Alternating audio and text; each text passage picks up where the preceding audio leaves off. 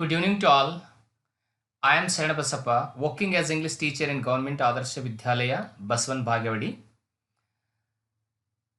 All of us know that Karnataka state government has conducted TT examinations for many aspirants in our state. Now I am going to solve the second language English first paper. Already many teachers and the scholars have tried to solve this question paper. So now I have to locate the answers, identify the answer as per my understanding and knowledge. Let us start it. First passage is there. You know that how this passage is taken from the 9th standard NCERT textbook supplementary reading. ಆತ್ಮೀಯ ಪರೀಕ್ಷಾರ್ಥಿಗಳೇ, ಈ ನಿಮ್ಮ ಪರೀಕ್ಷೆಯಲ್ಲಿ ಕೊಟ್ಟಿರುವಂಥ second language ಕೊಟ್ಟಿರುವಂಥ English ಪ್ಯಾಸೇಜನ್ನು 9ನೇ ತರಗತಿಯ NCERTಯ supplementary ಅಂದರೆ ಪೂರಕ ಪುಸ್ತಕದಿಂದ ತೆಗೆದುಕೊಂಡಿರ್ತಕ್ಕಂಥ ಒಂದು ಲೆಸನ್ದ ಭಾಗ ಇದೆ. ಸೊ ತಾವಿಲ್ಲಿ ತಿಳ್ಕೊಳ್ಬೋದು NCERT ಟೆಕ್ಸ್ಟ್ ಬುಕ್ಕು ಎಷ್ಟು ಇಂಪಾರ್ಟೆಂಟು ಅನ್ನೋದನ್ನು. ಸೊ NCERT ಟೆಕ್ಸ್ಟ್ ಬುಕ್ಗಳನ್ನು ಓದಿದರೆ ತಮಗೆ ಯಾವುದೇ ಇಂಗ್ಲೀಷ್ ಲ್ಯಾಂಗ್ವೇಜನ್ನು ಅರ್ಥ ಮಾಡಿಕೊಳ್ಳಲಿಕ್ಕೆ ಮತ್ತು ಕ್ವಶನ್ಸ್ಗಳನ್ನು ಬಿಡಿಸಲಿಕ್ಕೆ ತುಂಬ ಹೆಲ್ಪ್ ಆಗುತ್ತೆ ಅಂತ ನಾನು ಇನ್ನೊಂದು ಸಾರಿ ಇವತ್ತು ಹೇಳಲಿಕ್ಕೆ ಇಷ್ಟಪಡ್ತೀನಿ. ಸೊ ಬನ್ನಿ ನೇರವಾಗಿ ನಾವು ಪ್ರಶ್ನೆ ಪತ್ರಿಕೆ ಹೋಗೋಣ. ಸೊ ಈಗಾಗಲೇ ಪ್ಯಾಸೇಜ್ ಕೂಡ ಇದೆ. ಪ್ಯಾಸೇಜಲ್ಲಿ ಫಸ್ಟ್ ಆನ್ಸರ್ಸ್ಗಳನ್ನು ನೋಡೋಣ. 31 ಕ್ವಶನ್ ನೋಡಿ. In the passage the real fools are C answer D sir answer 4 king and ministers. ಇದು ಫಸ್ಟ್ ಲೈನಲ್ಲೇ ಕೊಟ್ಟಿದ್ದಾರೆ ಅವರು ನೋಡಿ. In the kingdom of fools both king and ministers were idiot ಅಂತ ಕೊಟ್ಟಿದ್ದಾರೆ. ಸೊ ಈ ರೀತಿ. So next 32 question number 32 the king and minister decide to change answer A night into day and day into night. Answer 1 is the right here. So question number 33 they ordered that everyone should be awake at night. Answer 3 is right here. Question number 34 they all went to bed as soon as the sun came up. Answer 2 is right here. Question number 35 the punishment for disobeying the king's order was death. Means answer 3 is the right here. Next question number 36 the correct group of words synonyms with beautiful is see answer 2 pretty, handsome, attractive, lovely. All these are the equivalent synonym for the beautiful, and pretty means beauty. So answer 2 is right here. So question number 37 the two strangers Guru and his disciple were amazed to see everyone was asleep in the day and started their business at night. 38 the word in the passage which means feeling of very great surprise is, so that is astonishment. Surprise, astonishment, amazement, wonderful, other words are also there. Here astonishment is correct. So next another one passage reading, that is poem is given. ಇಲ್ಲಿ ಇನ್ನೊಂದು passage reading ಇಲ್ಲಿ question number 39 to 45 ಏನ್ ಮಾಡಿದ್ದಾರೆ ಅಂತಂದ್ರೆ, so ಒಂದು poem ಅನ್ನ ಕೊಟ್ಟಿದ್ದಾರೆ. ರವೀಂದ್ರನಾಥ್ ಟ್ಯಾಗೋರ್ ಅವರು ಬರೆದಿರ್ತಕ್ಕಂಥ ಪೇಪರ್ ಬೋಟ್ ಅಂತಕ್ಕಂಥ ಪೋಯಮ್ ಅನ್ನ ಇಲ್ಲಿ ಕೊಟ್ಟಿದ್ದಾರೆ. ಸೊ ಇಲ್ಲಿ ನೋಡೋಣ. So question number 39 the place where paper has use to float one by one was. So answer is 4. Answer is 4. Down the running stream is right here. So question number 40 the reason for writing the name and name of the village in big letters was answer A someone in strange land will find and know who the child was. This is the right answer. Question number 40 A is the right answer. So question number 41 the rhyme scheme is asked. ಇಲ್ಲಿ question number 41ರಲ್ಲಿ rhyme scheme ಅನ್ನ ಕೇಳಿದ್ದಾರೆ. So rhyme scheme ಅನ್ನ identify ಮಾಡೋದು ಸ್ವಲ್ಪ ಕಷ್ಟ ಆಗಿರ್ಬೋದು. ಇಲ್ಲಿ first ಏನಾಗುತ್ತೆ, ಇಲ್ಲಿ ಎ ಬರುತ್ತೆ, ದೆನ್ ಇಲ್ಲಿ ಎ, ನೆಕ್ಸ್ಟ್ ಇಲ್ಲಿ ಬಿ ಬರುತ್ತೆ, again here C, again here D ಇರೋದ್ರಿಂದ ಇದು ರೈಮ್ ಸ್ಕೀಮ್ ಏನಾಗುತ್ತೆ 3 ಎ ಬಿ ಸಿ ಡಿ. ಯಾಕಂತಂದ್ರೆ C first sound stream, the first sound is also rhyming word is also different, and the second word is also different, and the third line ending word is also different, and the fourth line ending word is also different. ಇಲ್ಲಿ first line second line same ಇದ್ರೆ A ಅಂತ ಬರ್ತದೆ. So ಇಲ್ಲಿ third line ಏನಾದರೂ ಬೇರೆ ಇದ್ರೆ ಅಲ್ಲಿ B ಅಂತ ಬರ್ತದೆ. ಫೋರ್ತ್ ಲೈನ್ ಏನಾದರೂ ಡಿಫ್ರೆಂಟ್ ಇದ್ರೆ ಅಲ್ಲಿ ಕೂಡ ಬಿ ಅಂತ ಕೊಡ್ಬೋದಾಗಿತ್ತು. ಸೊ ಇಲ್ಲಿ ಆನ್ಸರ್ ಅಂದ್ರೆ A B C D is the rhyme scheme is the correct here. So 42, the synonym of the word strange are. So question number 42. So that is answer 4. Unusual, surprising, unfamiliar are the synonym of the word strange. Next 43. The fairies of sleep are sailing in them. The correct figure of speech in the line is. ಇಲ್ಲಿ fairies of the sleep are sailing in them, correct figure of speech ಅಂತ ಕೊಟ್ಟಿದ್ದಾರೆ.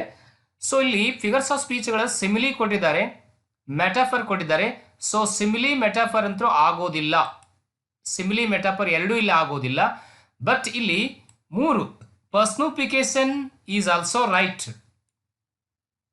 ಪರ್ಸನಿಫಿಕೇಶನ್ is also right. ಯಾಕಂದ್ರೆ non living things are consider are living beings ಅಂತ ಹೇಳಿ, ಜೀವವಿಲ್ಲದ ವಸ್ತುಗಳಿಗೆ ಜೀವವಿತ್ತು ಅಂತ ಹೇಳ್ತಿದ್ದೀವಿ ಅಂದ್ರೆ ಅದಕ್ಕೆ ನಾವು ಪರ್ಸನಿಫಿಕೇಶನ್ ಅಂತ ಹೇಳ್ತೀವಿ. ಸೊ ಇಲ್ಲಿ ಇನ್ನೊಂದು ಕೊಟ್ಟಿದೆ ಅಲಿಟ್ರೇಷನ್, ಇದು ಕೂಡ correct, both are correct here. Answer 3 and 4 are correct. ಯಾಕಂತಂದ್ರೆ ಅಲಿಟರೇಷನ್ ಅಂತಂದ್ರೆ ಏನು, C repetition of the consonant sound at the beginning of the word. ಶಬ್ದದ ಮೊದಲು ಏನಪ್ಪಾ ಅಂದ್ರೆ 2 ಅಥವಾ 2ಕ್ಕಿಂತ ಹೆಚ್ಚು ಸಾರಿ ಕಾನ್ಸೋನೆಂಟ್ ಸೌಂಡ್ ಏನಾದರೂ ರಿಪೀಟ್ ಆಗಿದ್ರೆ ಅದಕ್ಕೆ ನಾವು ಅಲಿಟ್ರೇಷನ್ ಅಂತ ಕರಿತೀವಿ. ಇಲ್ಲಿ ನೋಡಿ S, sleep, S, here also sailing, C S is repeated for 2 times. C alliteration is also correct here. ನೀವು ಅಬ್ಜೆಕ್ಷನ್ ಕೂಡ ಹಾಕ್ಬೋದು ಇದಕ್ಕೆ. ಪರ್ಸನಿಫಿಕೇಶನ್ ಅಂಡ್ ಅಲಿಟ್ರೇಷನ್ ಎರಡೂ ಸರಿ ಇಲ್ಲಿ. C 44, question number 44. The special gift sent by the poet was. So 44, 1 Suli flowers. Suli flower is the right answer here. So 1 is right here. So 45, the child dreams that fairies of sleep. 45, answer is 3 carry dreams in paper bouts. See question number 46. When did India become free? The above sentence should end with question mark. This is common. It is very easy question. ಇದು question mark. Question ಇರೋದ್ರಿಂದ ಇದು ನಾವು interrogative sentence ಇರೋದ್ರಿಂದ ಇಲ್ಲಿ question mark ಅನ್ನು ಬಳಸ್ತೇವೆ. So question number 47. The word wheel collocates with. It is very easy. ಒಂದು ಶಬ್ದ naturally fairing words are called collocations ಅಂತ ನಾವು ಹೇಳ್ತೀವಿ. ಈ for example city bus, city bag, school boy, school bag. So like that. Make A mistake. So like that. ಇಲ್ಲಿ ನೋಡಿ chair is the right answer here. Chair is the right answer here. ಅಂದ್ರೆ wheel chair ಅಂತ, ಅದಕ್ಕಾಗಿ ಇಲ್ಲಿ chair is the right answer. Answer 3 is the right here.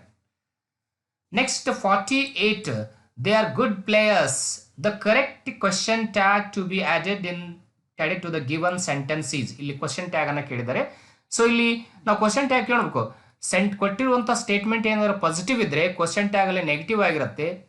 ಒಂದು ವೇಳೆ ಕೊಟ್ಟಿರುವಂಥ statement negative ಆಗಿದ್ರೆ ಕ್ವಶನ್ ಟ್ಯಾಗ್ ಅನ್ನು ನಾವು ಪಾಸಿಟಿವ್ ಆಗಿ ತೆಗೆದುಕೊಳ್ಬೇಕು. ಹಾಗಾಗಿ ಇಲ್ಲಿ ಕೊಟ್ಟಿರುವಂಥ ಸ್ಟೇಟ್ಮೆಂಟು ಪಾಸಿಟಿವ್ ಆಗಿರೋದ್ರಿಂದ ನಾವಿಲ್ಲಿ ನೆಗೆಟಿವ್ ಕ್ವಶನ್ ಟ್ಯಾಗ್ ಅನ್ನು ತಗೊಂಡು, ಅಂದ್ರೆ answer 2 is the right. Aren't they is the right here. So 49. The new knife was sharp but the old one was blunt. It is very easy.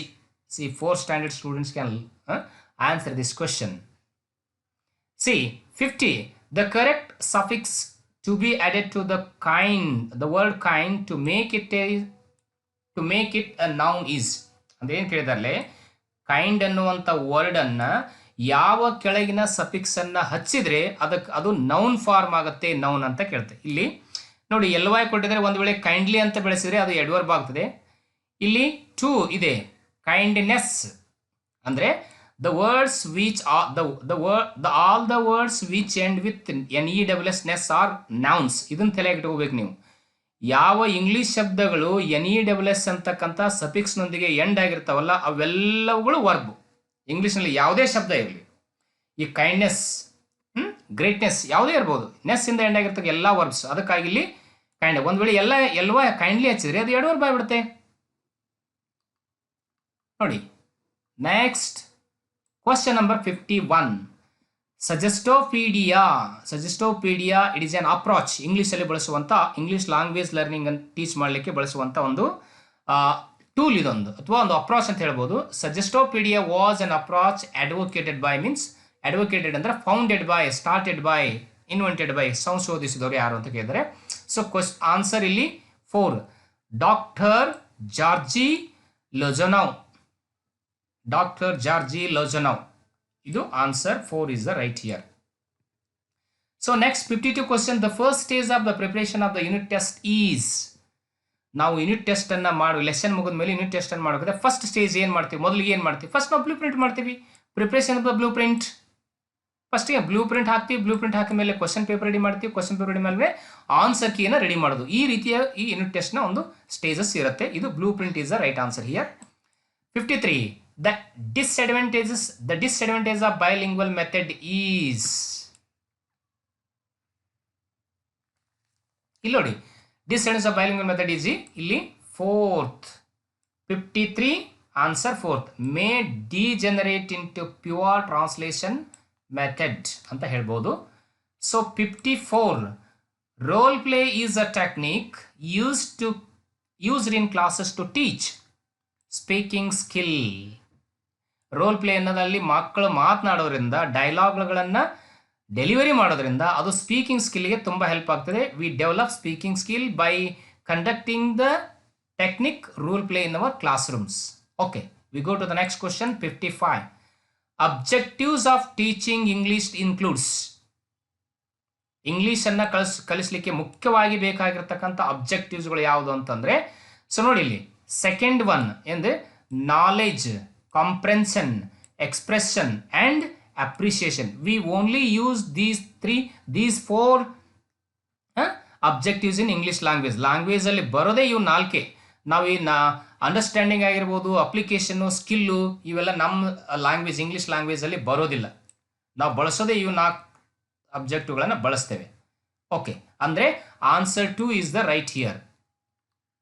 So next 56 ನೋಡಿ, learners good at graphic organizing, pictography, map drawing and using mind mapping how. ಇವೆಲ್ಲ learners ಏನಪ್ಪ ಅಂತಾರೆ, ತುಂಬ ಅಲ್ಪ graphic organising ಮಾಡ್ತಾರೆ, photography ಮಾಡ್ತಾರೆ, map drawing ಇದೆ, using mind mapping ಮಾಡ್ತಾರೆ. ಅಂದರೆ ಅದಕ್ಕೆ ಅವರಲ್ಲಿ ವಾಟ್ ಕೈಂಡ್ ಆಫ್ ಇಂಟೆಲಿಜೆನ್ಸ್ ಇದೆ, ಅವರಲ್ಲಿ ಯಾವ ರೀತಿಯ ಇಂಟೆಲಿಜೆನ್ಸ್ ಇದೆ ಅಂತ, that is called spatial or visual intelligence ಅಂತ ಕರಿತೀವಿ ನಾವು. Spatial or another name for this spatial or visual intelligence. ಅಂದ್ರೆ ಇಲ್ಲಿ answer 3 is the right answer. So question number 57. The word here and near represent a speech sound. ಇದು ತುಂಬಾ ಕಠಿಣವಾಗಿರುತ್ತೆ, ಫಾನೆಟಿಕ್ಸ್ ಅಲ್ಲಿ ಬರುವಂತದ್ದು ಒಂದು ವರ್ಡ್ ಇದು. ಸೊ ಇಲ್ಲಿ ಇವು ಡಿಪ್ತಾಂಗ್ಸ್ ಅಂತ ಕರಿತೀವಿ ನಾವು. ಇಲ್ಲಿ ಐ, ಓಯ್, ಔ ಅಂಡ್ ಇಯರ್ ಅನ್ನುವಂಥ ಇವು ಡಿಪ್ತಾಂಗ್ಸ್. ಇಂಗ್ಲಿಷ್ ಲ್ಯಾಂಗ್ವೇಜ್ ಅಲ್ಲಿ 44 ಸೌಂಡ್ ಅಲ್ಲಿ 8 ಡಿಪ್ತಾಂಗ್ಸ್, ಡಬಲ್ ಸೌಂಡ್ಸ್ ಅಂತ ಹೇಳ್ತೀವಿ ನಾವು. ಸೊ ಇಲ್ಲಿ ಏನಾಗುತ್ತಂದ್ರೆ ಈ ಇದು ಇ ಮತ್ತು ಅ ಅನ್ನುವಂಥದ್ದು, ಅದಕ್ಕೆ ಇಲ್ಲಿ 4th is the right answer. So that is 4th. The word here and near, clear, rear, many words we can say. So answer 4 is the right answer, ear. So next question number 58 ನೋಡೋಣ. ನೋಡಿ, according to Richards and Rogers, the following best describes the approach in their model of language teaching methodology. So that is ಏನು ಹೇಳಿದ್ದಾರೆ ಇವರು ಅಂತಂದ್ರೆ, so that is the underlying theory or beliefs about language and language learning. ಇಲ್ಲಿ answer 3 option 3 is the right answer here. Option 3 ಅಂದ್ರೆ the underlying theory are the beliefs about language and language learning. This is right. See 59. The teaching method emphasizes physical movement in response to commands in the target language is ಅಂತಂದ್ರೆ grammar translation method, total physical response, suggestopedia, audio lingual method. So this is common, everybody knows this. Total physical response, TRP ಅಂತ ಕರಿತೀವಿ ನಾವು ಇದನ್ನ, total physical response. Next 60. One of the characteristics of the audiolingual method is. ಈ ಆಡಿಯೋಲಿಂಗ್ವಲ್ ಮೆಥಡ್ನ ಈ ಕೆಳಗಿನ ಯಾವುದು ಒಂದು character ಗುಣ ಆಗಿದೆ ಅಂತ ಹೇಳ್ತಾರೆ. ಸೊ ಕ್ವಶನ್ ನಂಬರ್ 60 ಇಲ್ಲಿ ನಾವು ಹೇಳ್ಬೋದು third one, frequent pattern drills and repetition. Frequent pattern drills and repetition. So this is the right answer. 3 is the right answer. ಆತ್ಮೇಲೆ ಇದು ಮೊದಲ ಬಾರಿಗೆ ನಾನಪ್ಪ ಅಂದ್ರೆ TT ಕ್ವಶನ್ ಪೇಪರನ್ನು ಬಿಡಿಸುವಂಥ ಇಂಗ್ಲೀಷ್ ಲ್ಯಾಂಗ್ವೇಜನ್ನು ಬಿಡಿಸುವಂಥ ಪ್ರಯತ್ನ ಮಾಡಿದ್ದೇನೆ. ಸೊ ಈ ವಿಡಿಯೋ ತಮಗೆ ಏನಾದ್ರು ಲೈಕ್ ಆದರೆ, ಇದೆಲ್ಲ ಆನ್ಸರ್ಸ್ ಎಲ್ಲ ನಮಗೆ ಕರೆಕ್ಟ್ ಅಂತ ಅನಿಸಿದರೆ, ಸೊ ನಮ್ಮ ಚಾನಲ್ಗೆ ಸಬ್ಸ್ಕ್ರೈಬ್ ಮಾಡ್ಕೊಳ್ಳಿ. ಸೊ SBK ಇಂಗ್ಲೀಷ್ ಅಕಾಡೆಮಿ ಅಂತ ಒಂದು ಯೂಟ್ಯೂಬ್ ಚಾನಲ್ ಇದೆ. ಅದಕ್ಕೆ ಸಂಬಂಧಪಟ್ಟಂಥ ಎಲ್ಲ ಗ್ರಾಮರ್ ಟಾಪಿಕ್ಸ್ಗಳನ್ನು ನಾವು ಅಲ್ಲಿ ಡಿಸ್ಕಸ್ ಮಾಡಿ ಹಾಕಿದ್ದೇವೆ. ಸೊ ಹೀಗೆ ವಿಡಿಯೋವನ್ನು ನೀವು ನೋಡಿ ಲೈಕ್ ಮಾಡಿ, ಹಾಗೆ ಈ ವಿಡಿಯೋನ ನಿಮ್ಮ ಎಲ್ಲ ಇತರ ಪರೀಕ್ಷಾರ್ಥಿಗಳಿಗೂ ಶೇರ್ ಮಾಡ್ತೀರಿ ಅಂತ ಹೇಳ್ತಾ, ಸೊ ಇವತ್ತಿನ ಒಂದು ವಿಡಿಯೋವನ್ನು ಮುಗಿಸೋಣ. ಧನ್ಯವಾದಗಳು.